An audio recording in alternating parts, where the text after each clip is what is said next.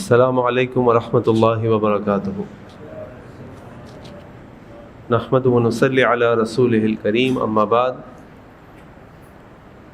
اعوذ باللہ من الشیطان الرجیم۔ یؤتی الحکمۃ من یشاء ومن یؤت الحکمۃ فقد اوتی خیرا کثیرا۔ رب اشرح لی صدری ویسر لی امری واحلل عقدۃ من لسانی یفقهوا قولی۔ سبحانک لا علم لنا الا ما علمتنا انک انت العلیم الحکیم۔ اللہم ارنا الحق حقا وارزقنا اتباعہ وارنا الباطل باطلا وارزقنا اجتنابہ، آمین رب العالمین۔ 6 ہجری میں اللہ کے نبی صلی اللہ علیہ وسلم نے یہ ارادہ کیا کہ وہ عمرے کے لیے مکہ تشریف لے جائیں، تو رسول اللہ صلی اللہ علیہ وسلم کے ساتھ ایک صحابہ کی کثیر تعداد تھی، لیکن جب وہ حدیبیہ کے مقام پر پہنچے تو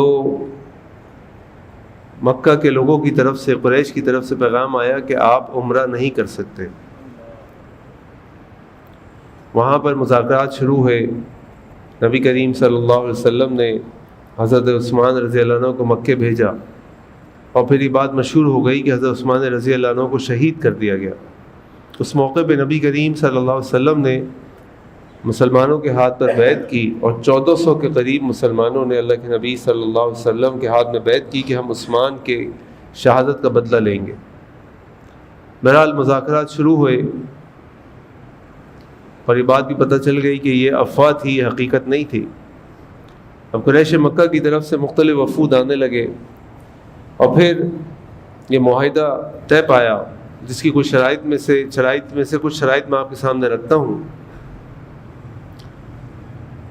کہ اگر مسلمانوں میں سے کوئی شخص مدینہ سے مکہ چلا جائے گا، یعنی اس سال مسلمان واپس جائیں گے، اگلے سال دوبارہ عمرے کے لیے آئیں گے۔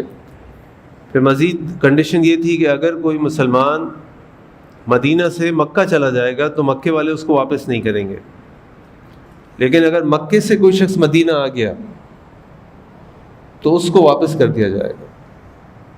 اس بات کے اوپر مسلمانوں میں اضطراب تھا کہ یہ تو جو کنڈیشن ہے تو ناانصافی پر مبنی ہے، اگر ہمارا بندہ واپس نہیں کرو گے تو ہم تمہارا بندہ کیوں واپس کریں؟ اور عمر بن خطاب رضی اللہ عنہ اس پہ کافی مضطرب تھے، لیکن اللہ کے نبی صلی اللہ علیہ وسلم نے اس شرط کو مان لیا۔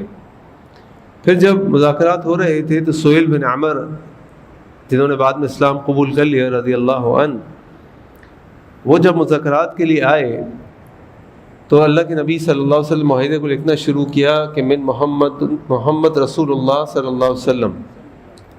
تو سہیل بن عمر نے اعتراض کیا کہ یہی تو ہمارا آپ کا مسئلہ ہے، ہم آپ کو محمد تو مانتے ہیں، رسول اللہ نہیں مانتے، لہٰذا ہم اس معاہدے کو نہیں مانیں گے، رسول اللہ کو ہٹایا جائے۔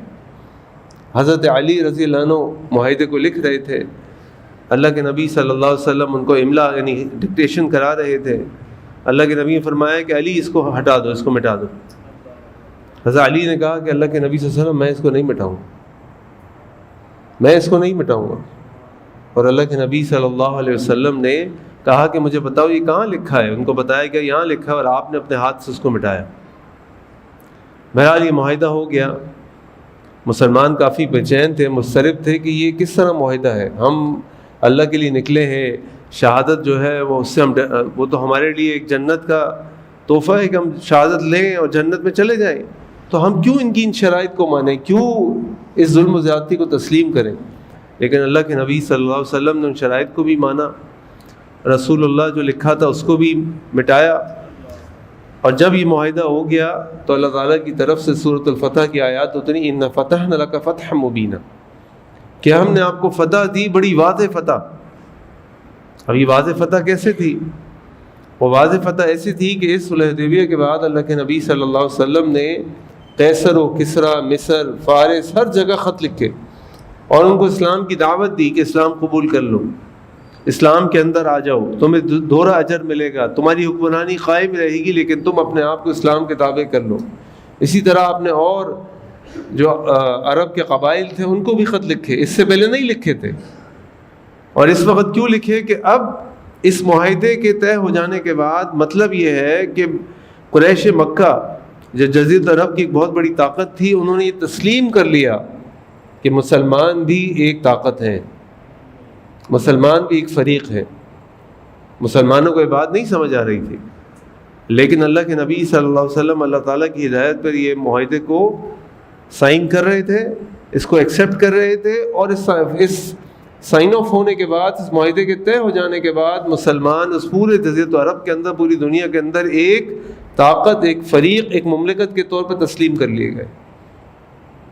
یہ بات میں نے آپ کو اس لیے سارا واقعہ سنایا کہ اس کا حکمت سے بہت گہرا تعلق ہے۔ حکمت کی تعریف علماء نے مختلف طریقوں سے کی، اور سب سے جامع تعریف جو ہے وہ یہ ہے، واللہ عالم، وضع الشیء عن موضعہ، کہ کسی بھی چیز کو اس کے مقام پر رکھنا۔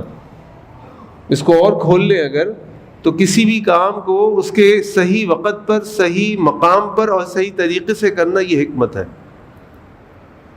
اور اللہ کے نبی صلی اللہ علیہ وسلم اللہ تعالیٰ کی وحی کے ذریعے اور اپنی بصارت کے ذریعے اس حکمت کو استعمال کر رہے تھے، ورنہ مسلمان تیار نہیں تھے۔ یہ سہیل بن عمر جب آیا تھا تو سہیل بن عمر کون تھا؟ اس سے پہلے بھی اور یعنی قریش کی طرف سے نمائندے آئے تھے مذاکرات کے لیے، اور اللہ کے نبی صلی اللہ علیہ وسلم اس نمائندے کے مطابق، اس کی طبیعت کے مطابق، اس کی سوچ کے مطابق پورا ماحول ترتیب دیتے تھے۔ یہ سہیل بن عمر جو تھا، یہ قریش مکہ کی طرف سے ایک ایمبیسڈر تھا۔ اس کا کام یہ تھا کہ قریش مکہ کے پیغامات کیسر و کسرا اور دوسرے درباروں میں لے کر جاتا تھا۔ تو جب سہیل بن عمر اللہ کے نبی صلی اللہ علیہ وسلم کی خدمت میں حاضر ہوا تو اللہ کے نبی صلی اللہ علیہ وسلم نے اس طرح کا وہاں پہ ایک ماحول بنایا کہ کچھ لوگ تو اللہ کے نبی صلی اللہ علیہ وسلم کے ساتھ بیٹھے ہوئے تھے جیسے وزراء بیٹھتے ہیں، اور کچھ لوگ وہاں پہ سیکیورٹی کے لیے کھڑے ہوئے تھے، ان میں سے ایک نوجوان لڑکا بھی کھڑا ہوا تھا۔ اب سہیل بن عمر ایک بہت بڑا، یعنی سمجھ لیجئے جیسے کہتے ہیں نا ہم، سفارتکار تھا، بڑا تجربے کار سفارتکار تھا، یہ اس کی خاصیت تھی۔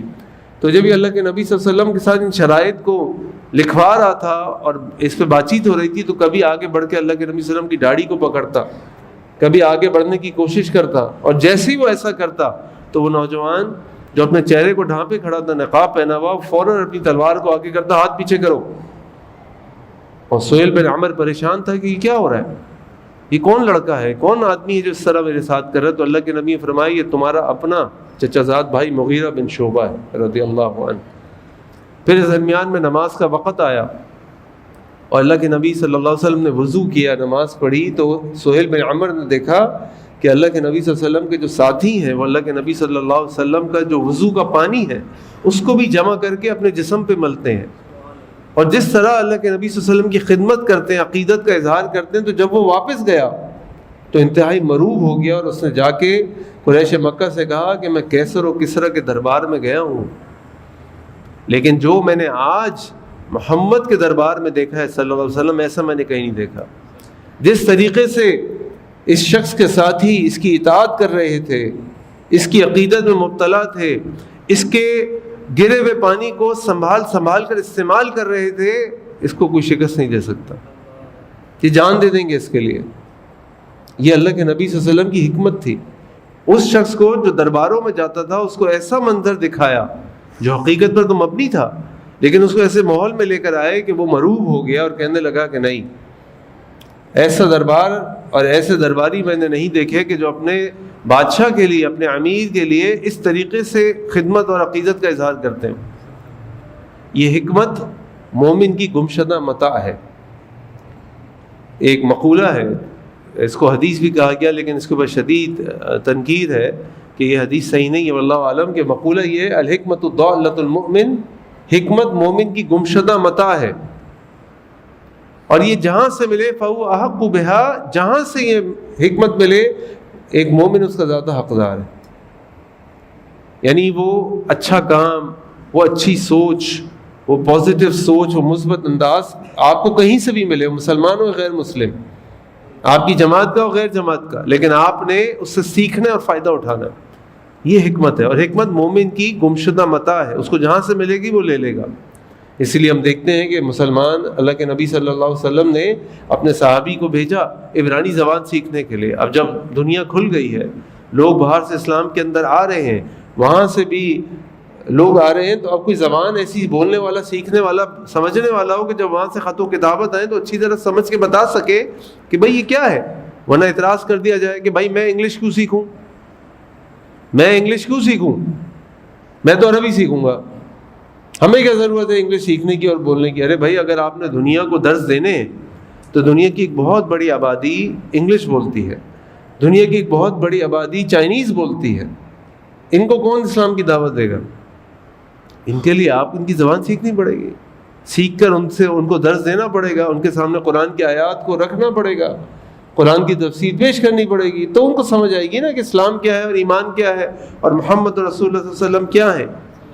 تو حکمت کی ایک تعریف تو یہ ہے جو بڑی جامع ہے کہ کسی بھی چیز کو اس کے صحیح مقام پر، صحیح وقت پر، صحیح طریقے سے کرنا۔ اس کے علاوہ بھی علماء نے اس کی کئی تعریفیں کی ہیں، جیسے اللہ کے نبی صلی اللہ علیہ وسلم نے حضرت ابن عباس کو دعا دی، اللہم علمہ الحکمہ، اللہ اس کو حکمت سکھائیں۔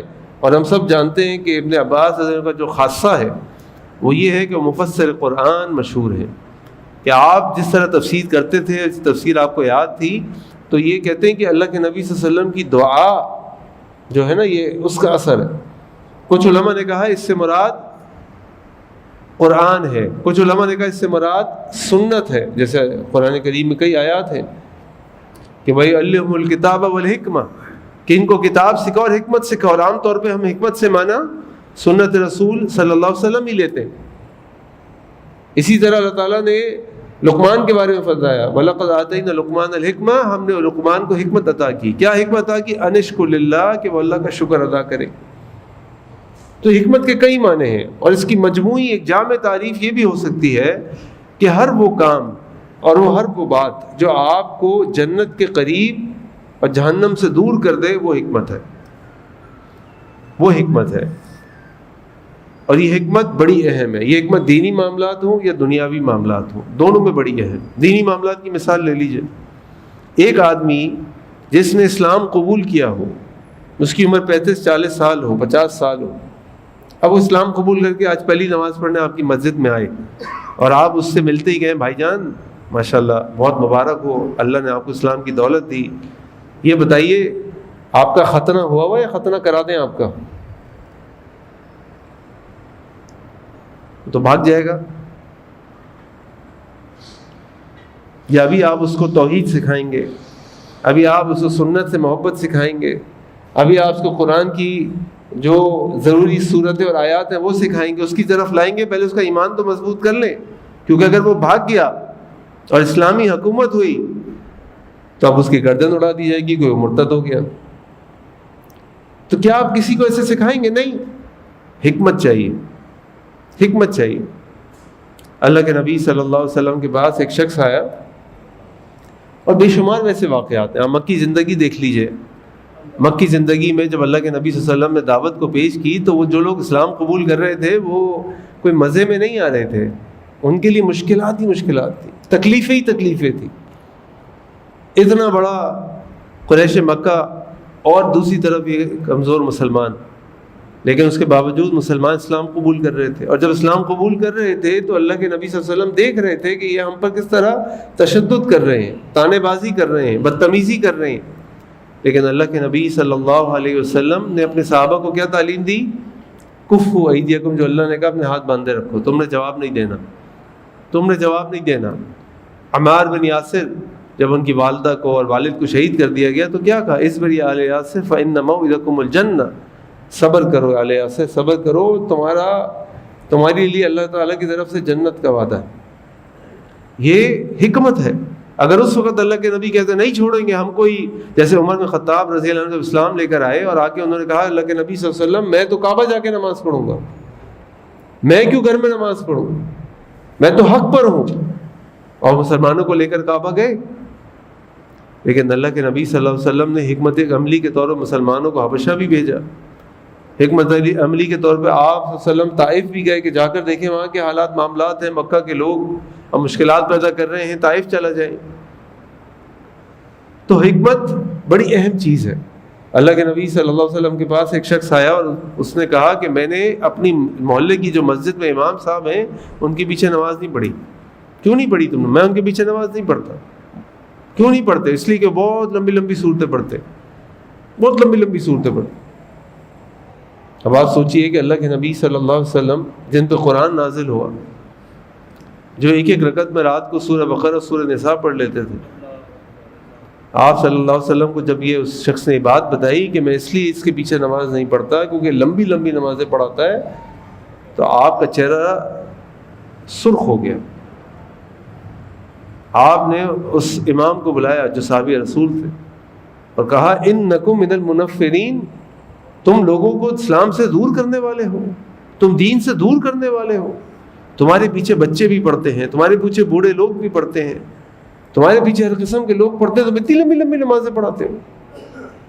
ہونا تو یہ چاہیے تھا کہ اللہ کے نبی کہتے بھائی شاباش، یہ تو وہ قرآن ہے جو مجھ پہ نازل ہوا، یہ وہ قرآن ہے جو ہمیں لوگوں تک پہنچانا ہے، وہ قرآن ہے اس کے ایک ایک حرف کے اوپر 10 نیکیاں ہیں، پڑھاؤ. لیکن کیوں نہیں پڑھا رہے؟ حکمت. ہمارا مقصد، ایک مسلمان کا مقصد لوگوں کو اللہ کے دین کے قریب لانا ہے. اللہ کے دین کے جو اصول ہیں ان کو توڑ کے نہیں، ان اصولوں کے اندر رہتے ہوئے اگر ہمیں کوئی راستہ ملتا ہے لوگوں کی آسانی کے لیے، کیونکہ یہ لوگوں کی زندگی کو آسان بنانے کے لیے، الدین یسر، یہ دین آسان ہے. اللہ تعالیٰ ہمارے لیے آسانی کو پسند فرماتے ہیں، مشکل کو نہیں پسند فرماتے. اگر ہم اپنے کسی کام سے لوگوں کو دین کے قریب کر سکتے ہیں تو ہمیں کرنا چاہیے، اسلام کے دائرے کے اندر رہتے ہوئے. میری مرضی، میری خواہش، میرا طریقہ، یہ سب پیچھے بات میں چلی جائے، پیچھے چھوڑ دیں ان کو. اصل مسئلہ ہے اللہ کا نام، اصل مسئلہ اللہ کا دین. جس چیز سے اللہ کے دین کو بلندی مل رہی ہو، اللہ کے دین کی دعوت لوگوں تک پہنچ رہی ہے، وہ کام کیجئے اسلام کے دائرے کے اندر رہتے ہوئے.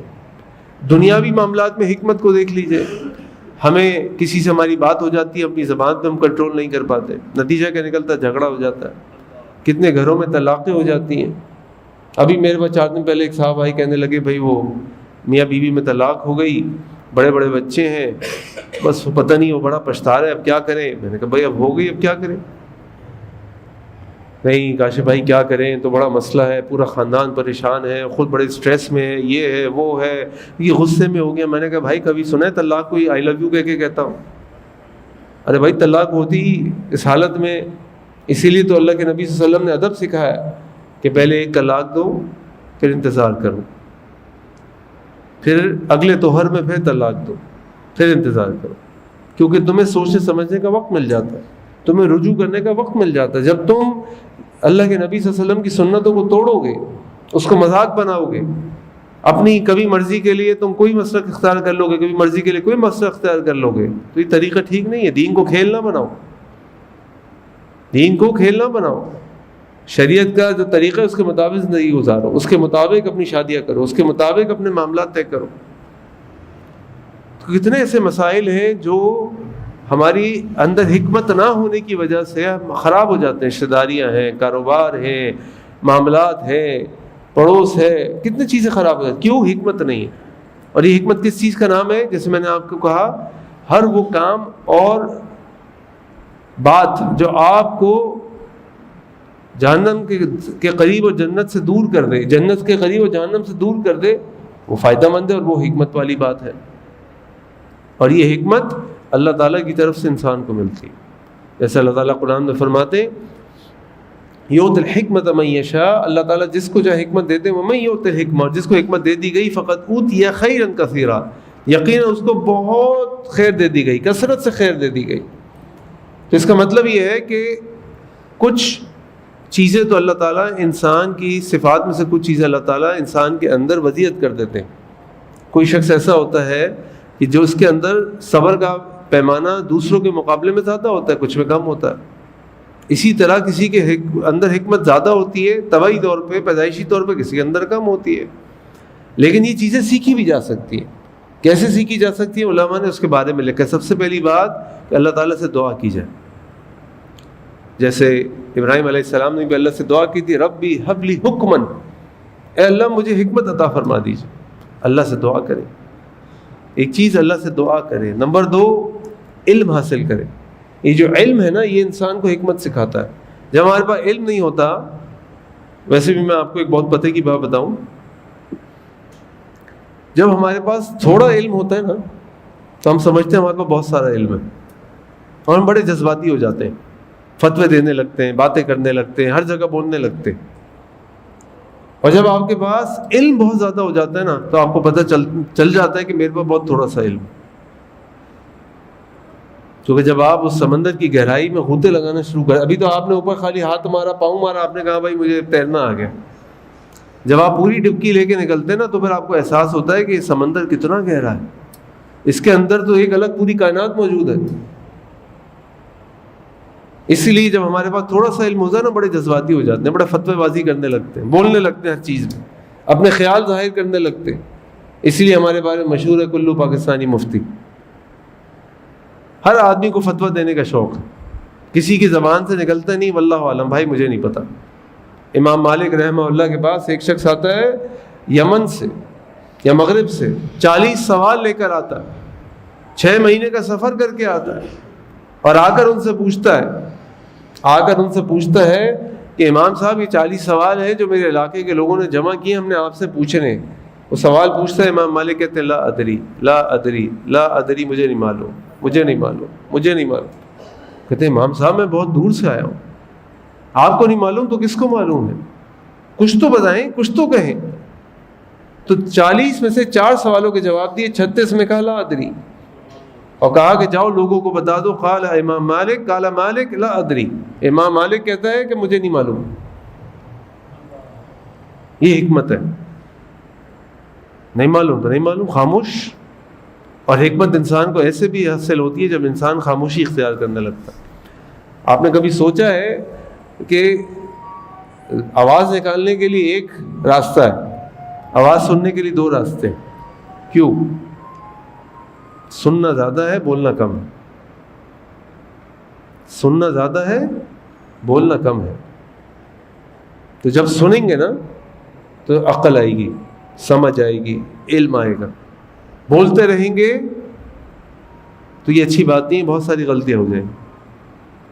تو جو عقل مند لوگ ہوتے ہیں وہ خاموش رہتے ہیں اور صرف ضرورت کے وقت بولتے ہیں, جیسا کہ اللہ کے نبی صلی اللہ علیہ وسلم کی حدیث آپ نے فرمایا من کان یؤمن باللہ والیوم الآخر, تم میں سے جو شخص اللہ اور یوم آخرت پر ایمان رکھتا ہے, فلیقل خیرا, اس کو چاہیے کہ وہ اچھی بات کہے, او لیصمت, یا خاموش رہے, مت بولے, خاموش رہے. مجھے نہیں معلوم, شیخ صاحب سے پوچھتے مجھے نہیں معلوم, مفتی صاحب سے پوچھتے مجھے نہیں معلوم, فلاں سے مجھے نہیں معلوم. نہیں معلوم تو نہیں معلوم, اس میں کیا مسئلہ ہے؟ اللہ کے نبی صلی اللہ علیہ وسلم کے بعد بھی سوالات لے کر آتے تھے, مسلمان بھی لاتے تھے, یہود بھی لاتے تھے, قریش بھی لاتے تھے. کچھ سوالوں پہ اللہ کے نبی صلی اللہ علیہ وسلم خاموش ہو جاتے تھے, انتظار کرتے تھے کہ اللہ کی طرف وحی آئے گی تو میں بولوں گا. ایسے واقعات ہمیں ملتے ہیں, اور بڑا مشہور واقعہ میں سورہ کہف میں ملتا ہے. خیر ابھی اس کی تفسیر میں جانے کا وقت نہیں ہے.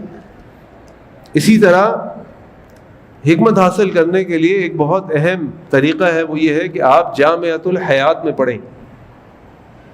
جامعۃ الحیات, جامعہ کہتے ہیں یونیورسٹی کو, کالج کو, اور حیات کہتے ہیں زندگی کو. یعنی زندگی کی یونیورسٹی میں آپ جتنا پڑھتے جائیں گے نا, جتنا آپ کی عمر بڑھتی جائے گی, جتنے آپ کو تجربات ملیں گے, اتنا آپ سیکھتے جائیں گے, اتنا آپ سیکھتے جائیں گے. میں اپنے ساتھ ایک دفعہ ایک عالم دین کو دبئی لے گیا, وہاں پہ کوئی فیئر لگی ہوئی تھی, پہلی دفعہ پاکستان کے باہر گئے تھے.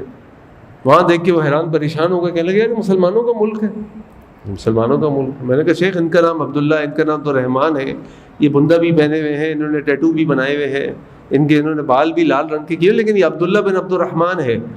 ابھی آپ سے آ کے فتویٰ پوچھے گا تو آپ کیسے جواب دیں گے؟ مسجد رحمانیہ میں آ کے ایک ٹوپی پہنے والا شخص آ کے فتویٰ پوچھے گا, اس کو آپ ایک طریقے سے جواب دیں گے. اور ایک دبئی مال میں کھڑے ہو کے عبداللہ بن عبد الرحمن, جو بندے بھی لگایا ہوا ہوگا, جس نے ٹیٹو نشان بھی بنائے ہوئے ہوں گے, بال بھی رنگے ہوئے ہوں گے, اور وہ شارٹس پہنا ہوا ہوگا جو اس کے گھٹنوں کو بھی نہیں کور کی ہوئی ہوگی.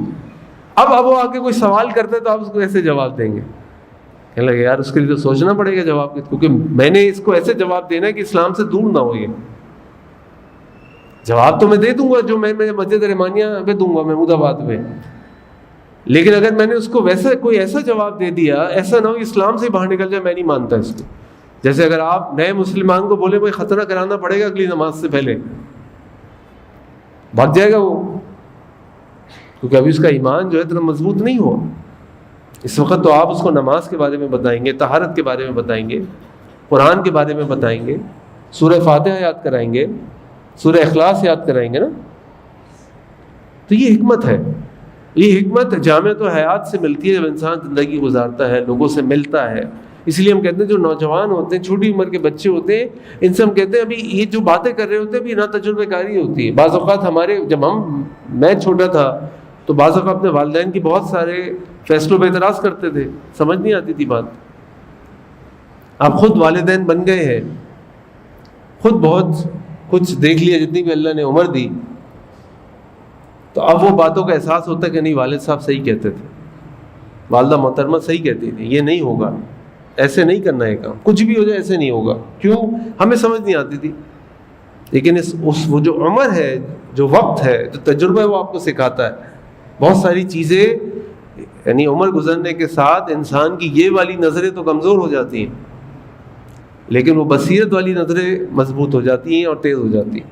آپ کو بہت دور تک نظر آنے لگتا ہے. تو یہ حکمت جو ہے یہ مومن کی صفت ہے، اور یہ حکمت اللہ تعالیٰ کی طرف سے ایک بہت بڑا تحفہ ہے، بہت بڑی خیر کثیر ہے. اس حکمت کو حاصل بھی کیا جا سکتا. اس کے لیے جو میں نے آپ کے سامنے 2-3 باتیں رکھی ہیں، اللہ سے دعا کریں، خاموشی اختیار کریں، علم حاصل کریں، جامعۃ الحیات سے بھرپور استفادہ کریں، اور صحبت صالحین اس سے فائدہ اٹھائیں. ضروری نہیں ہے کہ خود ہی ہر غلطی کر کے سیکھیں. جو آپ سے عمر میں بڑے ہیں، جو لوگ دنیا کے کامیاب لوگ ہیں دین کے اعتبار سے، ان کی سیرت کو پڑھیں، سیرت النبی کو پڑھیں صلی اللہ علیہ وسلم. آپ دیکھیں گے آپ کو کتنی چیزیں سیکھنے کو ملیں گی، کتنے فیصلے کرنے میں آپ کو مدد ملے گی. اور خاموشی اختیار کریں، اس سے بہت فائدہ ہوتا ہے. ہر جگہ بولنے کی ضرورت نہیں ہوتی. اللہ تعالیٰ سے دعا ہے کہ اللہ تعالیٰ ہمیں حکمت عطا فرما دے، اللہ تعالیٰ ہمیں حکیم بنا دے، اور اللہ تعالیٰ ہمیں اپنی زندگی کو قرآن و سنت کے مطابق گزارنے کی توفیق عطا فرما دے. سبحانک اللہم بحمدک اشہد ان لا الہ الا انت استغفرک و اتوب الیک. السلام علیکم و رحمۃ اللہ وبرکاتہ.